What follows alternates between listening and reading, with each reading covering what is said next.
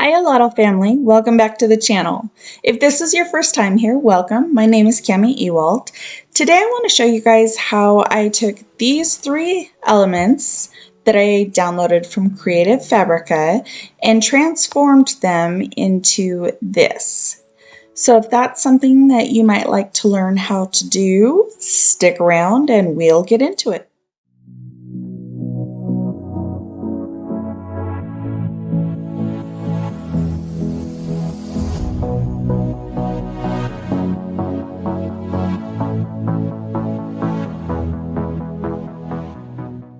Alrighty, so first things first, let's pull in our files. Like I said, I've already downloaded these from Creative Fabrica. So I am going to merge into the current page. I have these saved on my computer. I'm going to start with the Hello Sunshine one.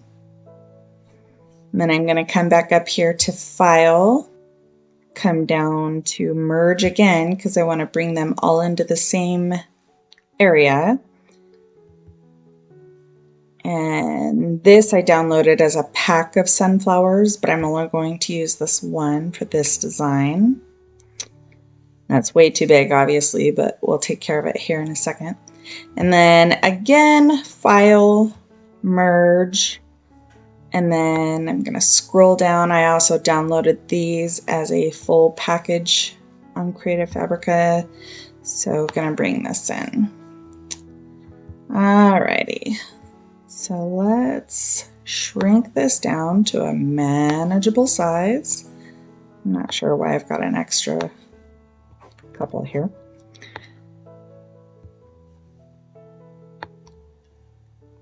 And this has a red outline, cut line. I don't know if you guys can see that. No, didn't click it. It has a red outline here. I'm going to come up here to the line work, and this like kind of diamondy shape almost looks like chain link fence kind of. I'm going to click that and it's going to get rid of that red line. So, and I know that this is kind of distorted. We'll take care of that here in a second. So we're going to start with the Hello Sunshine. And as you can see, this sunflower loaded on top of the Hello Sunshine. So to get that behind that O where I want it, I'm going to right click, push send to back. And then obviously this is still way too big. So let's shrink that down. I want the O kind of right in the center of that sunflower. That looks pretty good. So that now is finished there. This Hello Sunshine, when I first looked at it, I thought it was a font, but it's actually just a put together graphic, which I think was totally adorable. So totally works for what I'm going for here. So I am going to left click, drag, make sure I get both of these elements in, right click, and group them. You can alternately come up here and group them as well. I just most of the time work off of that right click, and this allows me to move them around all as one. Alrighty, so now that we have those grouped together, I want to create an offset. And so I'm going to I'm going to select this first of all, and then I'm going to come up here to this star within the star. That's the offset panel. Click on it, and the automatic default is 0.125, which is a little too small for what I want to do. So I'm going to put it at 0.375, and I'm going to hit apply. So that's going to give us a pretty big offset here. If I pull away this Hello Sunshine that we already have, see we have all these little what would cut out if I left them there. And if I right click, group and ungroup are not an option. So I'm actually going to come down here to release compound path, and I'll do another tutorial on exactly what those are at a later time. So then I'm going to just pull away that outside offset, and I'm not going to use these inner parts, so I'm just going to select them all and delete. Alrighty, so now we have just a nice little offset that we are actually going to use almost like a cookie cutter. I always like to give myself a safety net, so I'm going to left click, drag over them. I'm going to click Alt, left click, and pull away, and that gives us an exact duplicate. And then I'm actually just going to pull this one down here. And then I'm going to increase the size of this because I'm going to take, whoops, that's in the back. So I'm going to right click, bring to front. And I'm going to kind of line this up where all I am getting is the blue sky. I don't want any part of the sunflower in this picture. This is kind of a nice reminder for you guys that you can have all kinds of images on your computer or whatnot.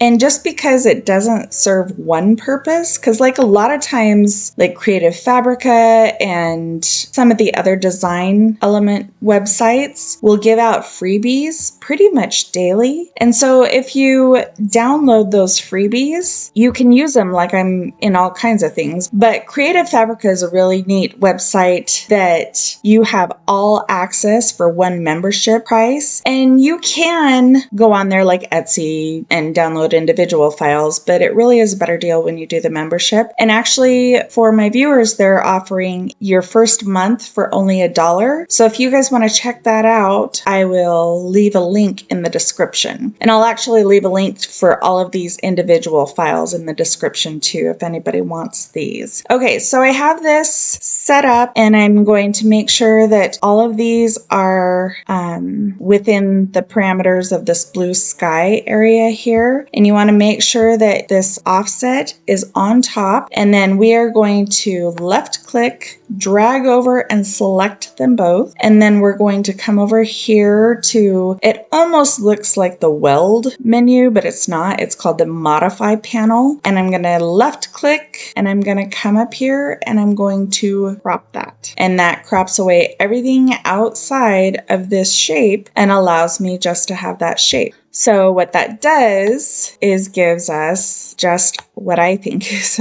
kind of a cute background. This is in the back, so I have to right click and bring to front. And you could fiddle all day long and try to get it exactly lined up, or you can left click, drag across it, come up here to this center, and it'll center exactly in the middle of this design. So then I'm going to left click, drag over it, and again, this is where you could also group these. So now I can move them around individually. So I'm going to borrow this offset area, and I'll show you guys why here in a moment. Left click, drag over both of them and center, so that it's exactly centered there. The reason I'm doing this is because I struggle sometimes with print and cut on the Silhouette machine, and I apologize. I don't know anything about Cricut or Cricut software or anything like that. I'm just like an avid Silhouette user, so that's all I can speak to. But sometimes they don't quite line up, and it just is super frustrating for me. So I figured out that if I put in my own cut line around the outside, alternately, if you didn't remember to save an extra, you could set this off to the side. You can come over here, click Trace Panel, select Trace Area, and then you're going to want to make sure you get it all within this box. And then I turn the threshold all the way up, and then click Trace Outer Edge. And what that did was give us just this outside edge. So you can also use that as kind of a cut line for yourself. So either way, right click and group. Okay, so you're going to come up here to this page setup panel.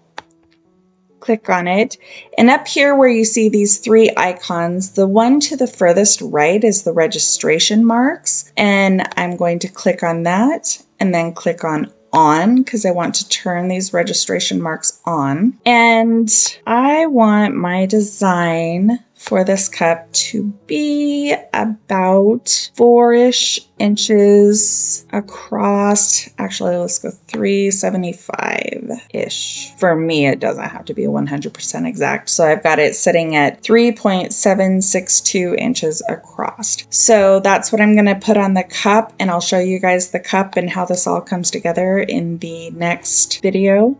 All right, come back to the page setup, and then I'm going to come down, and because I'm going to be printing this on a clear water slide, I want the media size to actually be A4, which is the size of my water slide, and it just automatically clicks in the width, height, all that, and then come down to print border, and you can do cut border too. That's going to show you where your exact parameters are. Once that's set up, you want to make sure you get it inside this box and not anywhere inside the kind of cross-hatched area here. So I try to nestle it as much as I can with other stuff to get a full use out of a water slide paper. So I'm going to send this now to my cutter. See how you've got red lines here, even in the letters and stuff? We don't want that. All we want to cut, because if we left it the way it is, it's going to cut all of this, the outside and each letter and all of this, and it'll be a big hot mess. So we want to make sure that we change this, and how I do that is I'm going to come up here to line, and it's going to change it to where it's just this red line that we put in there. For your cutter, you might have to do some test cuts to figure out exactly what the best force and speed to cut is for your cutter. That can change depending on how dull your blade is and so many other different things. I usually start with this temporary tattoo paper printable, and then I increase mine to a force of 33 and a speed of 3, and I usually don't need to do more than one pass. And my Cameo's not hooked up. I'm actually upstairs right now, but if it were connected right now, then I would just be able to push send. I'm going to wait until I have a couple of more designs, so like I said, I can take full advantage of this page, and this will be for the next video. I will show you guys how this all came into play and how I will finish the cup. So that is all for today. If you guys have any questions, please leave them down in the comments. If you guys liked this video and found some value in it, please hit the like button and subscribe if you haven't already, and I will see you in the next video. Thanks, you guys. Have a good day.